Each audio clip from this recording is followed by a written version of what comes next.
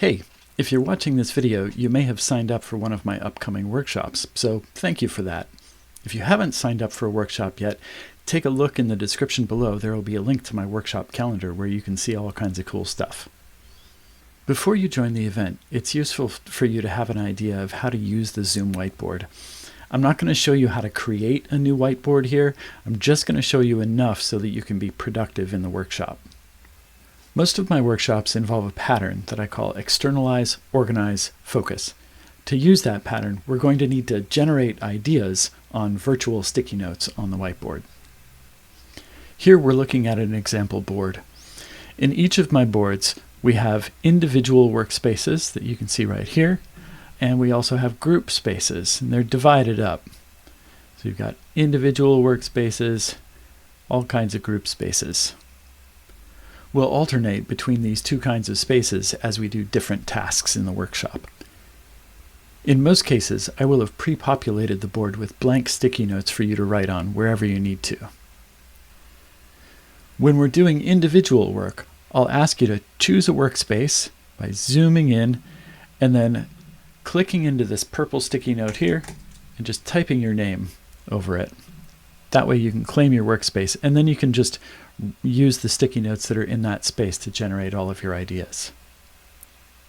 To start using the sticky notes in that space, you can just click into one, and if there's already text in it, you can highlight over that text and then you just write idea, right? And then click into the next one and write idea, and so on.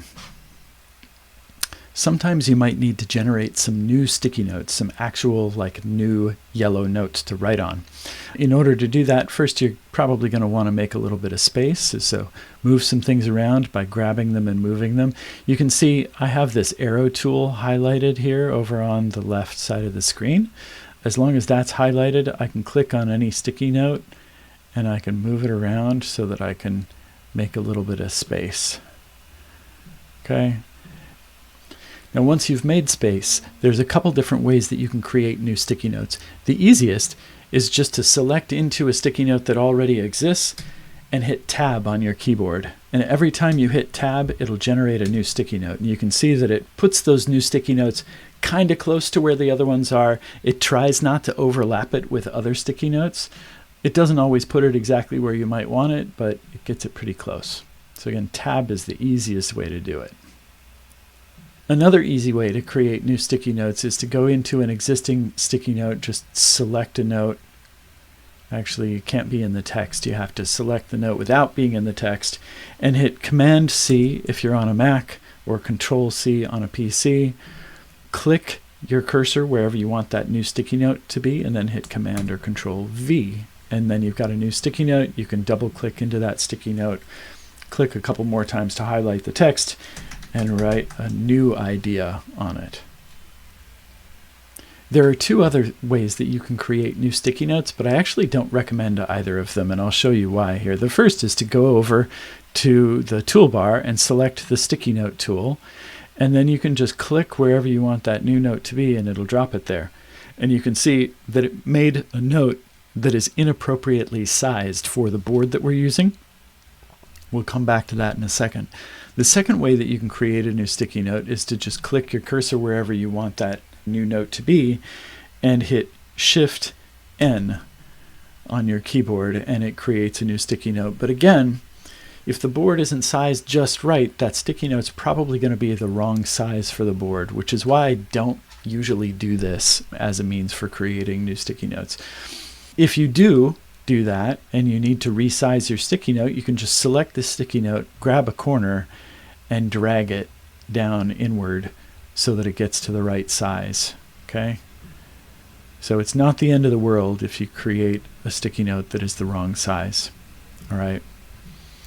You can also see whenever I've got a sticky note open, there's this whole toolbar under the sticky note that allows you to change the font size and change the color and do all kinds of other stuff. You don't need this for this workshop at all, so just ignore it. Just type in, write your ideas, and that's all you need.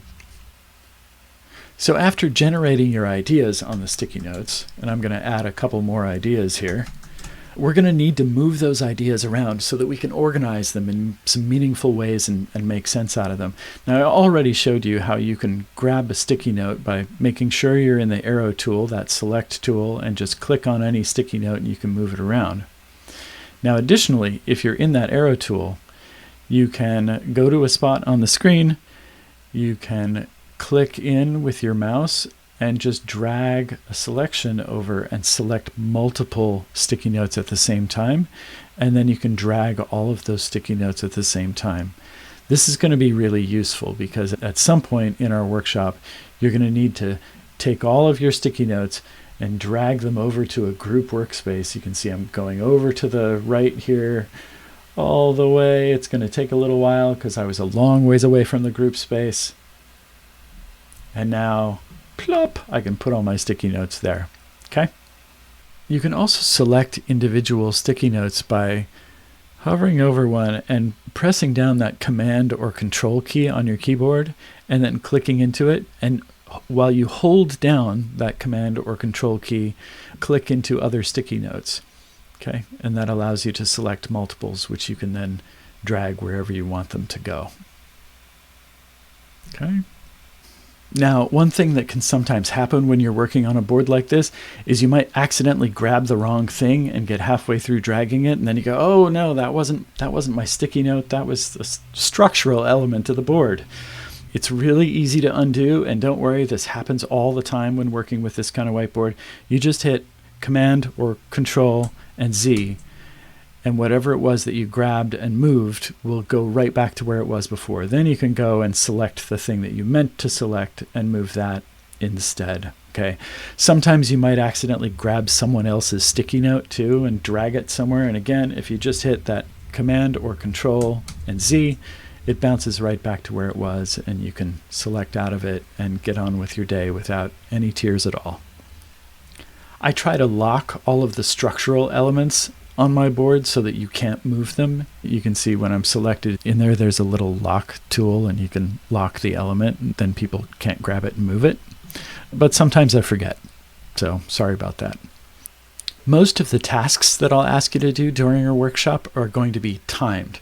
Now, if you finish before the time is up, the best thing for you to do is to go over to your name tag and just hover your cursor on your name tag and leave it sitting there.